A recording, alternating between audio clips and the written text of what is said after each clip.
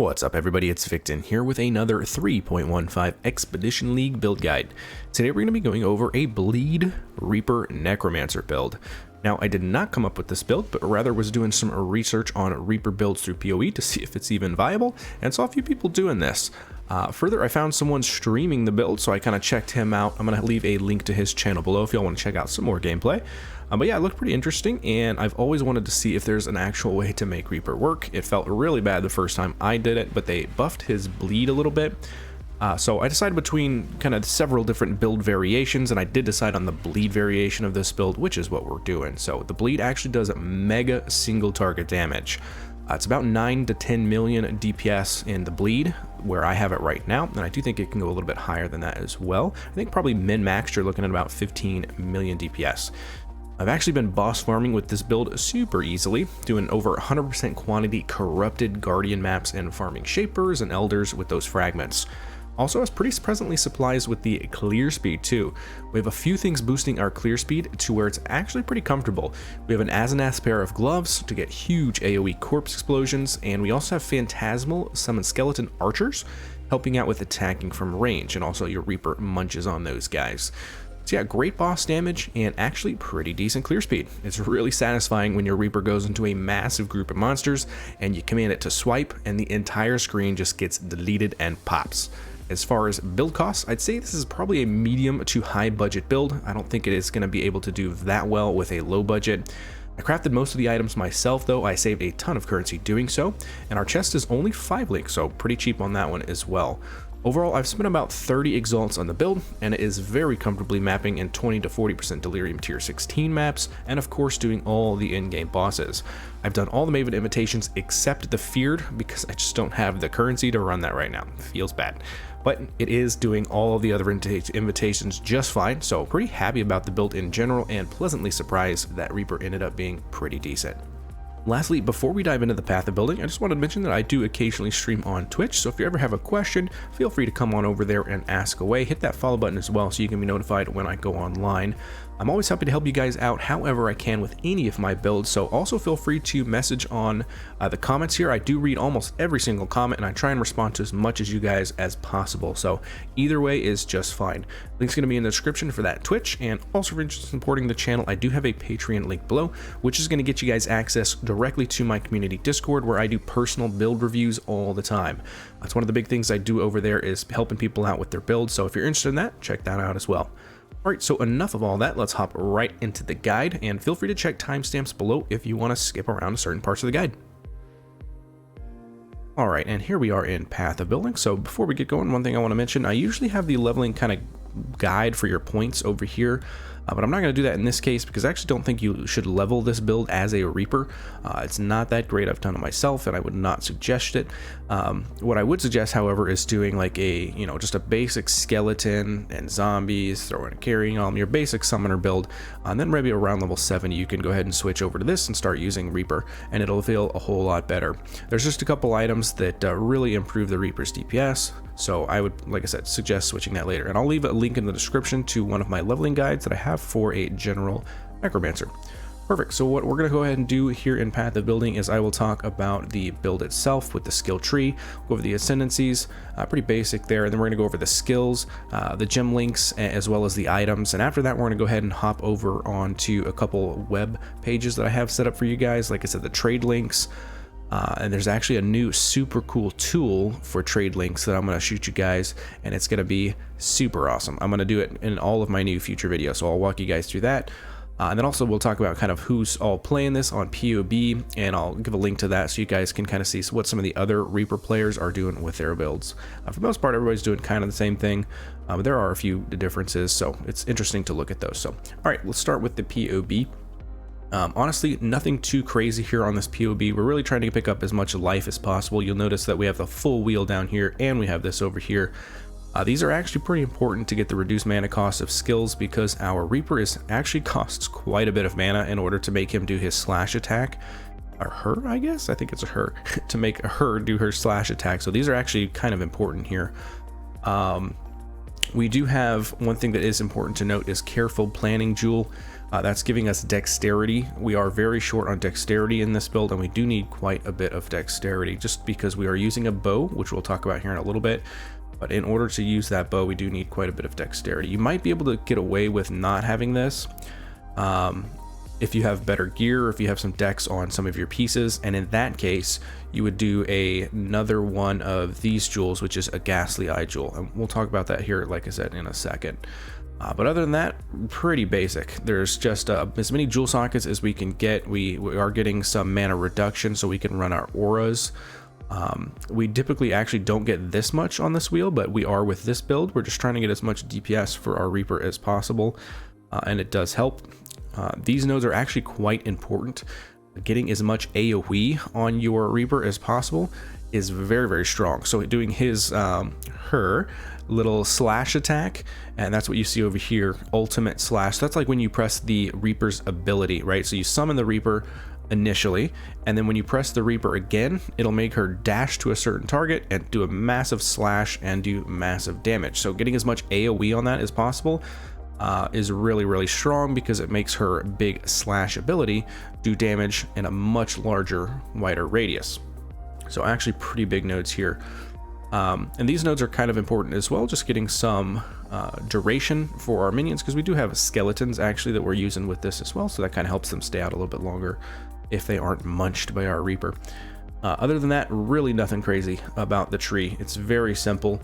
The Ascendancies here, again, very common for what you see almost every single Necromancer build out there. You just get Mindless Aggression first, and then you get Unnatural Strength second, and then you get Commander of Darkness third, which is fantastic, by the way. Love this, only for the elemental resistances. It's so nice to have 30% all elemental resistances. It really helps you cap out your res a lot easier. And then lastly, we do have Bone Barrier for a lot more defense and some life for our minions. So pretty standard here. For our cluster jewels, we're going to go, these are actually not too expensive. There's a couple different options that you can choose, but this is kind of the one that I went with because it's a little bit cheaper. Call to Slaughter, Feasting Fiends, of course on an 8 passive, right, is pretty solid. The Feasting Fiends is probably the bigger one there, just because you're getting a little bit of leech, which helps your Reaper stay alive longer. It is kind of squishy, so it is going to die in some really crazy maps. It doesn't die that often, and if it does, again, you just resummon and it's good to go. I did get here attack speed on there as well. It's always nice to have a little bit extra attack speed, so it's 2, 4, 6% extra attack speed for your minion. It's not too bad. But you can get anything here on that. You could get, all elemental resistances. You could get some dexterity on there. That actually might be nice. If you get like 4, you get, that's 12, anywhere between 12 and 14, 15, 16 dexterity on your large cluster. That's not too bad, actually.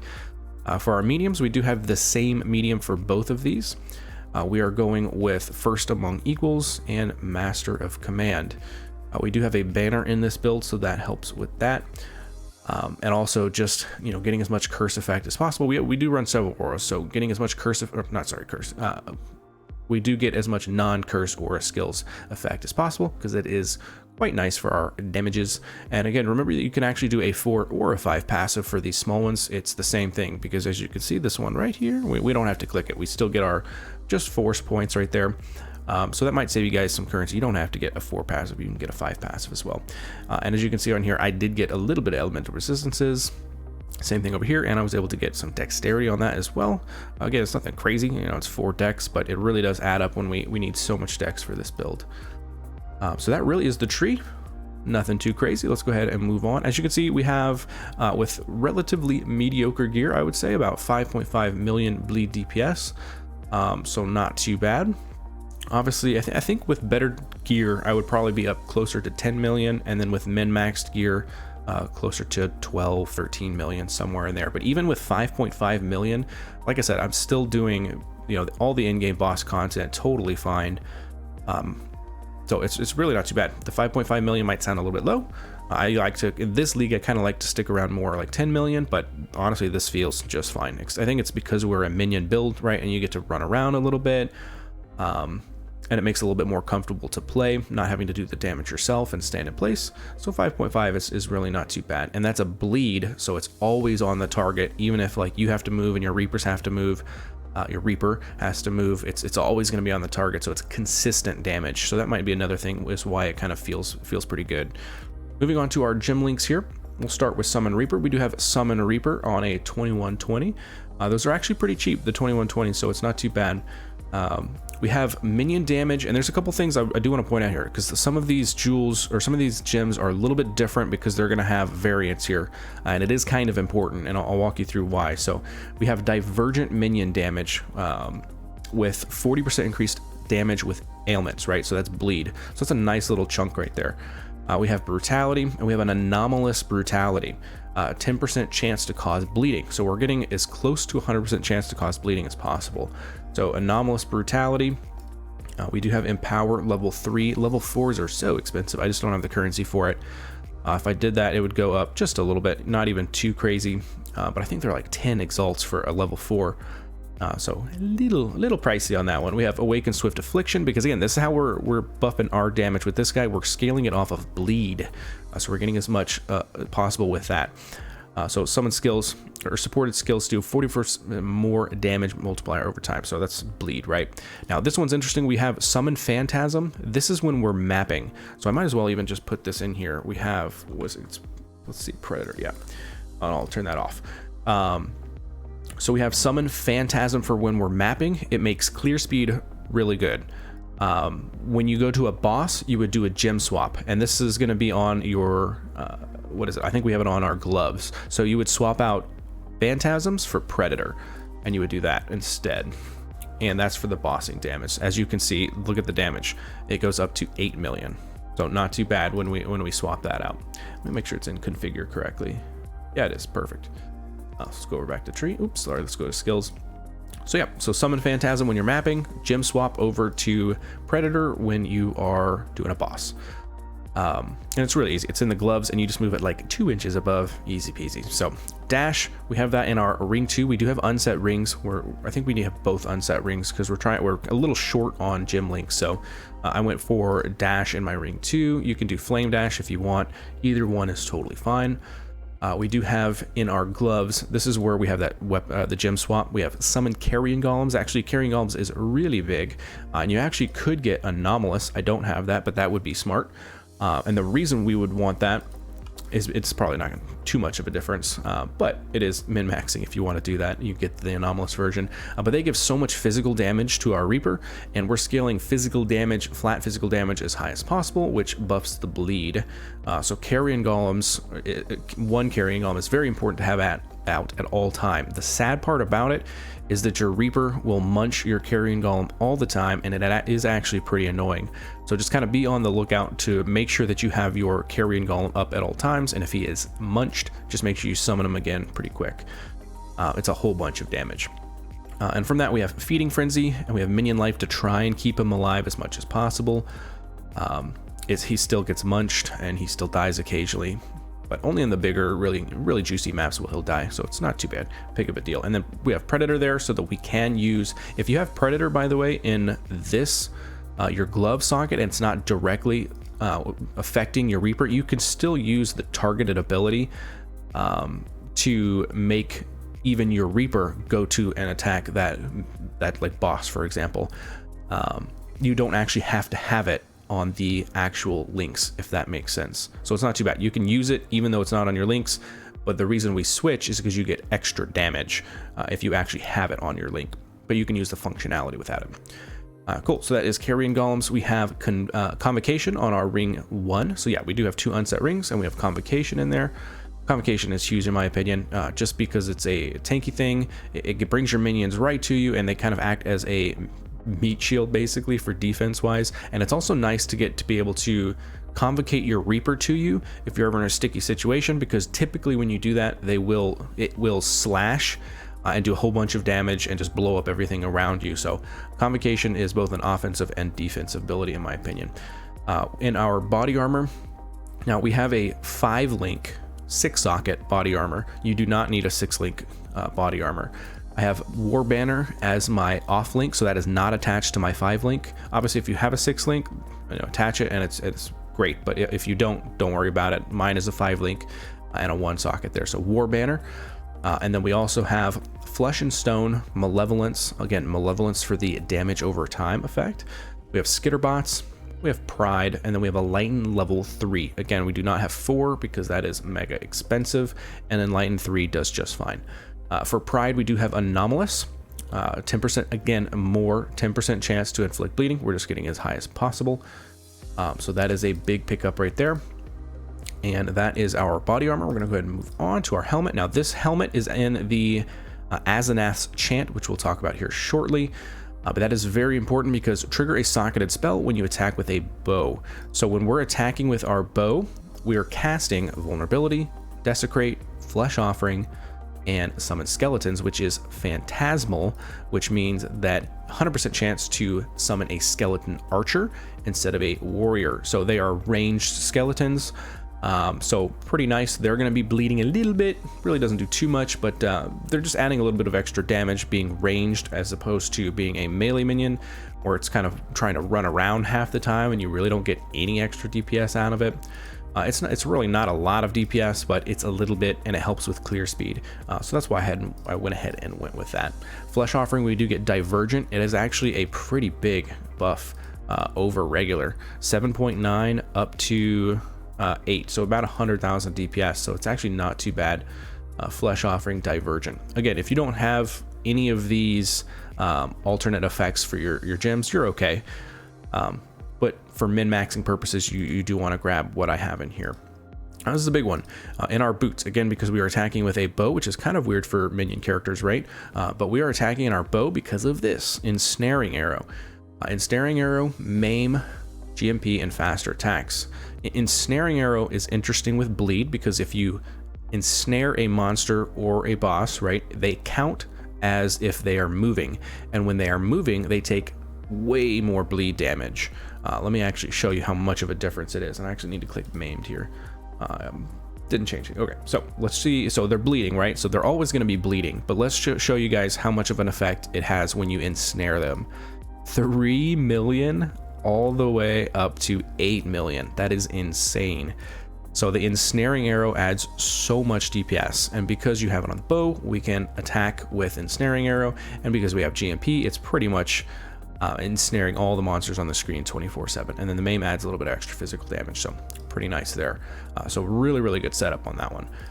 We already talked about the Summon Reaper, and we do have temporal chains on our gloves because we do have Asenath's Gentle Touch, so it has temporal chains on attack.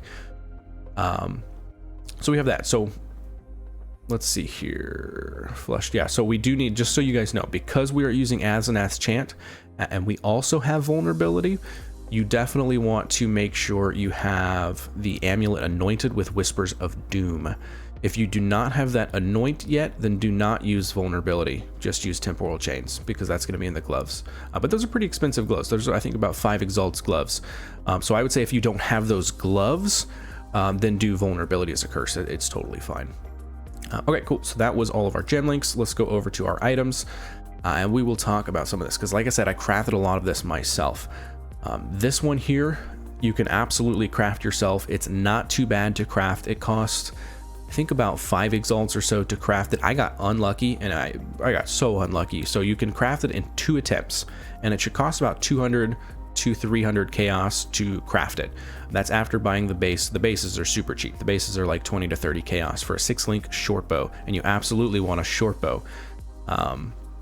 And I'll show you guys when we actually go over the items here in a second on the trade links, but you absolutely want a short bow, and you want it to be item level 50, so pretty low. I think they're like 13 to 20 chaos, something like that. But so you get the base, and then you use etheric fossils with faceted fossils. Etheric with faceted, so it's a 2-socket resonator, and you have, I think it's a 50% chance to hit it basically. So it'll take you about 2 on average in order to hit this.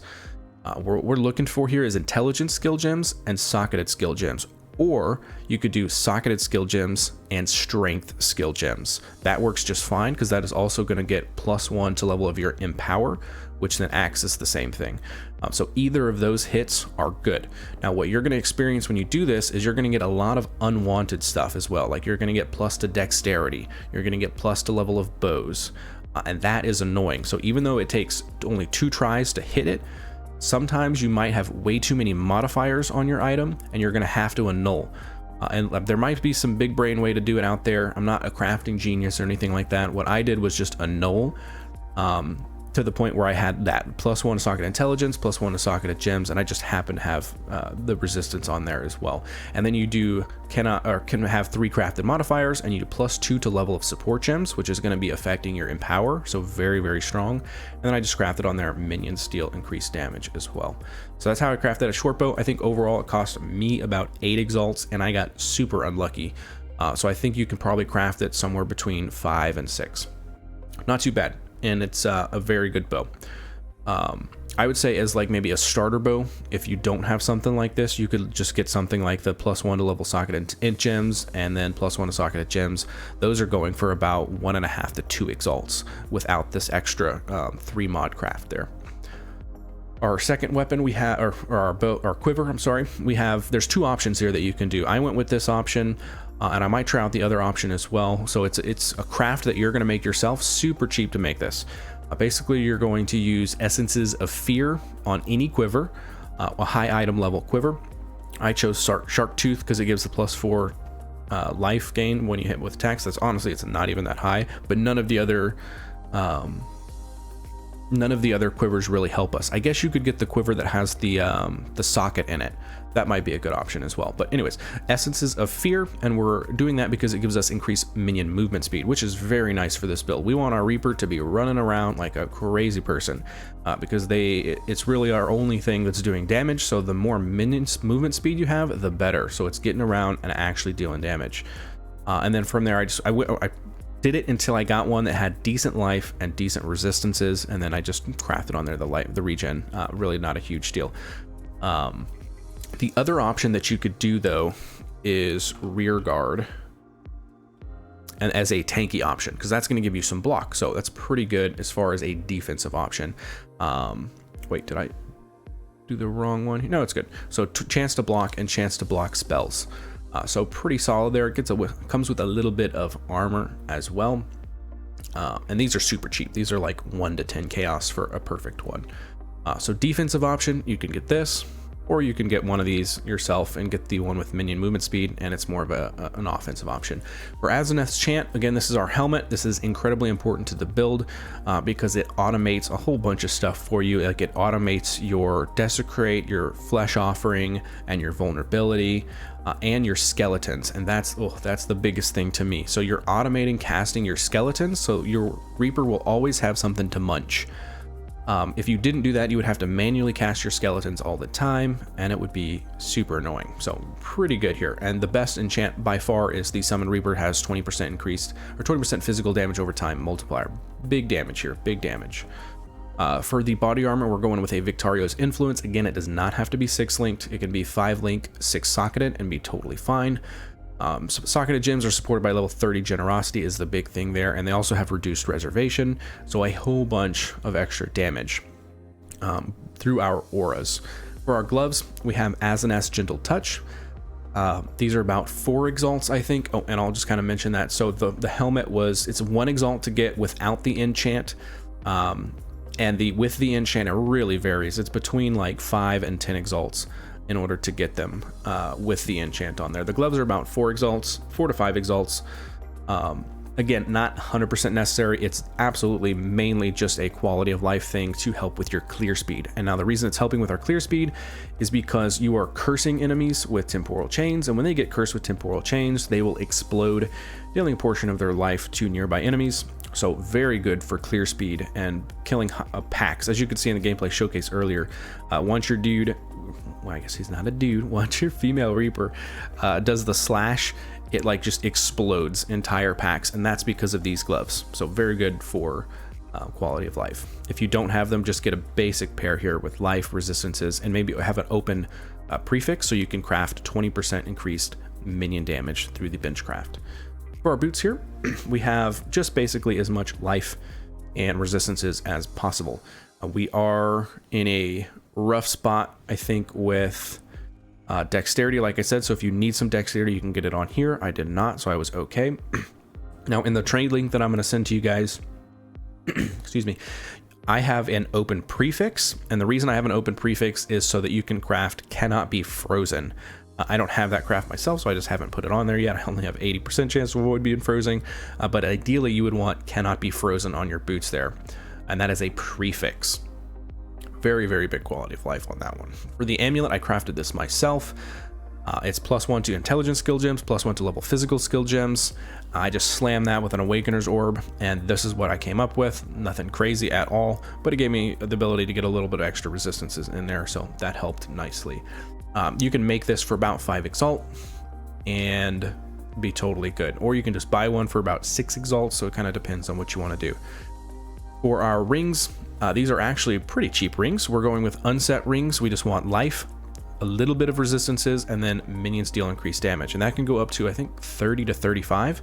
And then the big thing here though is getting an open prefix, so you can craft on there. Non-channeling skills have minus mana cost. We're trying to have as little mana cost on our ensnaring arrow as possible, and with this setup with 2 of these, we are at 0 mana cost for our ensnaring arrow. And we'll go over something a little bit later when I talk about the Replica Conqueror's efficiency, but we'll get there in a second here. So these, and it's the same thing. It's for both of these. Life, resistances, or life, a little bit of resistances if you can. Minions deal increased damage, and an open prefix for that craft. For our belt, we do have a Stygian Vise. And again, here I'm just trying to get as much resistances as possible. Life and resistances. I think I bought these for, I think this was like maybe 2 exalts. You can obviously get them cheaper if you just have less resistances on them.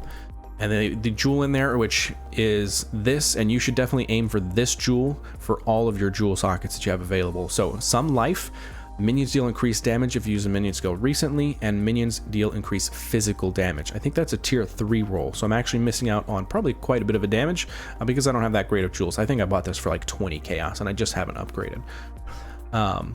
For our jewels down here, basically the same thing. Like I said, on all of these jewels, you want these, and I think with my setup, I have 4 of these, or you could have 5 if you don't use Replica's Conqueror efficiency. We'll get there in a second.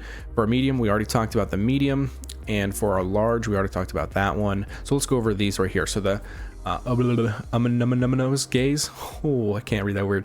The gaze. So this is actually, I'd never even know this existed, but it does apparently. So minions have 6% increased damage over time multiplier per ghastly eye jewel. Like I just said, we have 4 of those. You can have up to 5 affecting it for a total of 30%, but I only have 4 because I have Replica's Conqueror's efficiency. But it's a whole bunch of damage over time multiplier, so really good. And it actually comes with some attributes as well, so some dexterity. And these are super cheap. These are very, very cheap. The Replica's Conqueror's efficiency, why have I been talking about this? Because it gives non-channeling skills have -9 to mana cost. Now, while even with just these 2 rings having the -7 and -7, you actually have a 0 cost ensnaring arrow, but because we're using the helmet and the way they changed the way that this works, we're casting a whole bunch of stuff from our helmet, and that does take mana. So getting even more reduced really helps here. It just makes it a lot more smooth because the mana cost of actually making your Reaper do its slash ability is very high. So reducing it as much as possible makes the gameplay just a little bit smoother, in my opinion. So that is all of our jewels. I'll talk about our flasks here. First off, Bottled Faith. You guys don't need this at all, by the way. I don't even have it ticked, and that's the damage.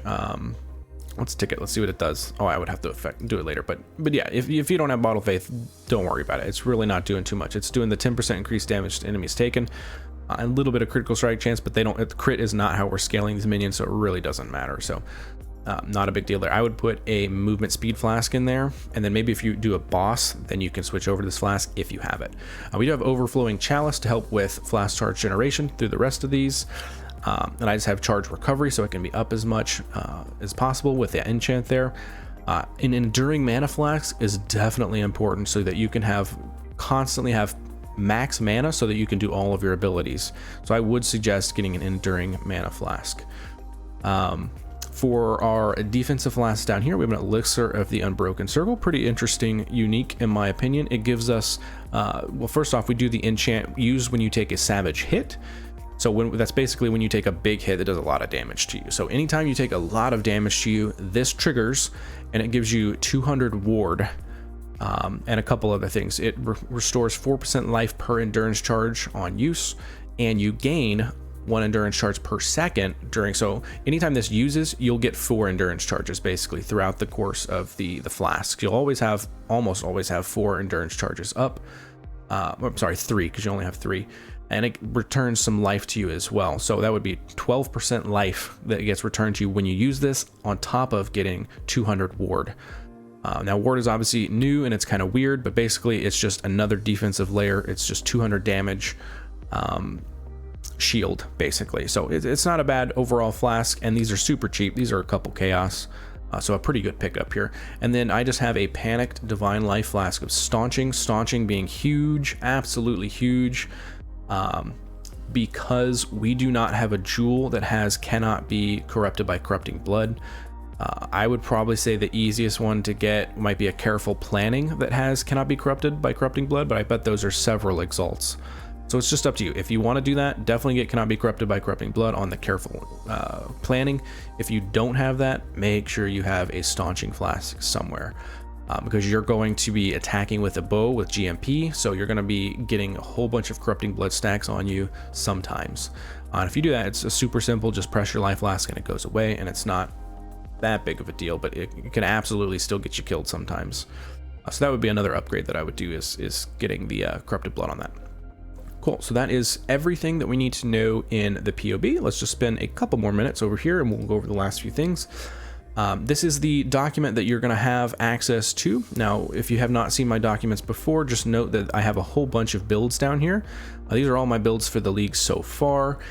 Just scroll over to the right until you see, oh, it says in progress here. Let's fix that. Let's do Bleed Reaper. So until you see Bleed Reaper, and then click on that one, and then that brings you here. So this tells you everything that you need to know about all of the gear. And it's got exact trade links to every single item. So pretty nice, pretty nice. And I've got some notes over here to the side a little bit as well, but just to have it all in one spot so you can just kind of click around and get your upgrades is pretty nice. One thing that is new though, and this is super cool, I'm probably gonna do a video on this. I don't know how I didn't know about this. I was watching Crouching Tuna's stream and he had this. So I tried to find it on Google and I found it, and oh my God, it's amazing. It's called Better Trading. It's an extension on Chrome. So if you have Chrome, you can get this extension and you can save all of your builds and all the trade links for your builds. So I actually have a Bleed Reaper. It's basically everything that's on this, but it's here stocked and ready to go for you on the trade website, which you can actually have. So check this out. This is Bleed Reaper Necromancer. And as you can see, I have a couple other builds right here. So I could do those if I wanted. But as the Bleed Necromancer, let's click the As an Ascent. You just click it and it takes you right to the item. Hella cool. So very cool if you want to kind of plan out builds as well for like future leagues and stuff like that. You could have basically everything loaded up and ready to go, and you could just click on it and it's amazing. It's really, really solid. And there's also this button right here which you can click on, and you can click live searches. So if you want to do, you have to be logged in to do live searches, so make sure you're logged into your account. But you could do, like, let's see, what would we want to do? Maybe we would want to do a live search for this amulet, and it would open up a new page. And anytime an item gets posted that meets the criteria that I have put on these, it'll give you like a boop noise, and it'll tell you that it's over here to purchase. So it's also really good for sniping items that might be hey, look at that might be kind of expensive, but you might be able to get for a little bit cheaper. That's what's really good about the live search, and that's what I use it for as well. So I will give you guys the link to this. Make sure you first off download the extension for Better Trading. I'll put that in the description of this video, and you can only use it on Chrome. And then when you get it, you can, let's see here, you can import it from this. So I'll also put this paste bin link in the description. This is the trade link that you need. Now to actually do that, let's see, import folder. So I think that's what you do. Import code. So let's just test it out here. Let's copy that. Let's go over here. Let's paste it. There you go. So there, and then it would just import it right there, and it's good to go. This is super easy to use. Fantastic. I'm gonna make a whole video on it because I'm just hyped about it. I don't know how I didn't know about this. I don't know how long it's been out. Maybe it's been out forever, and I have no clue. So yeah, so let's go ahead and stop this live search so it doesn't keep beeping on us. But that was that. So this is what that paste bin will be I'll put that in the description for you if you guys want to use that. You can use either one. You can use this document here, or you can just use it on Better Trading.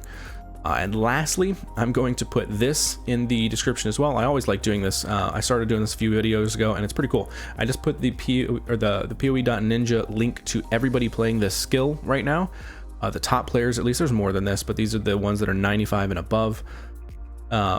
That are playing the exact build that we're doing, so you can kind of come over here and check out and see what these guys are doing. They've all done kind of similar stuff, but maybe a different item here and there than what I have done, so you can kind of see what everybody's doing. Just interesting. You don't have to check it out, but if you do think it's interesting, you check that out too. Yeah, guys, that's all I have on this guide. This is the Bleed Reaper.